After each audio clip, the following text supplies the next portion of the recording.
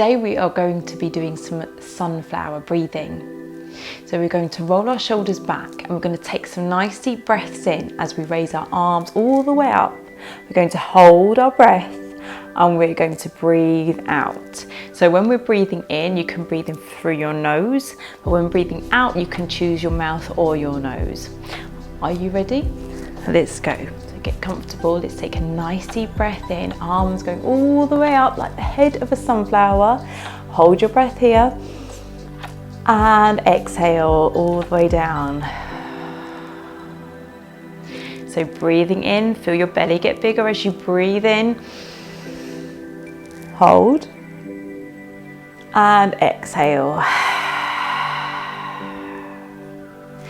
Breathe in. Hold. And when you're ready, exhale. 2 more of those. Make it a big one. Breathe in as much oxygen as you can. Hold and exhale. Now this is your last one, so make it a really big one. Breathe in. Hold and exhale. Oh, that was lovely. Well done.